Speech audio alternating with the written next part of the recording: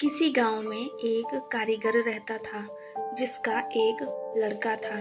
कारीगर अपनी छोटी सी झोपड़ी में टोकरी बनाता था जिन्हें वह 20-20 रुपए में बेचा करता था। अब कारीगर बूढ़ा हो चुका था। उसने सोचा कि मैं अपने बेटे को भी यह टोकरी बनाने का काम सिखा दूं। उसने लड़के से कहा कि तुम उसे सीख लो, मैंने तुम्हारे दादाजी से सीखा है। ये हमारी पीढ़ियों से चला आ रहा काम है, अच्छा काम है।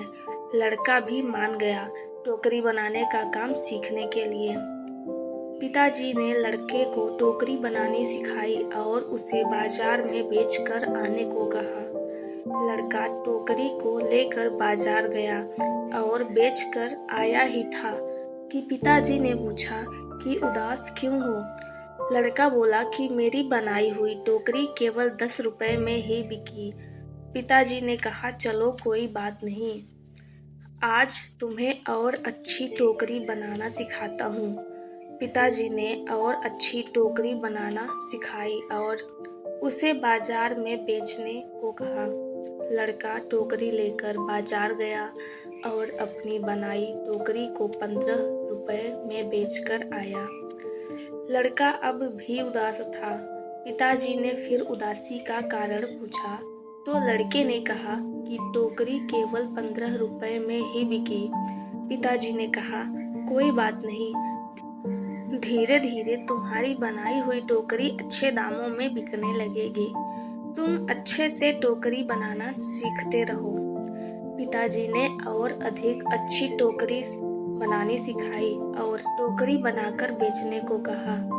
लड़का बाजार गया और उस दिन उसकी टोकरी 30 रुपए में बिक गई। लड़का बहुत खुश हुआ। पिताजी ने पूछा कि आज कितने रुपए की टोकरी बेची। लड़के ने कहा, आज मेरी बनाई टोकरी 30 रुपए में बिकी है। पिताजी ने यह सब सुनकर लड़के से कहा, बहुत अच्छा है, चलो आज तुम्हें ऐसी टोकरी बनाना सिखाऊंगा जो 40 रुपए में बिक सके। लड़के ने कहा, बस पिताजी, आप खुद 20 रुपए की टोकरी बेचते आए हो, आप मुझे 40 की टोकरी बनाना कैसे सिखा सकते हो।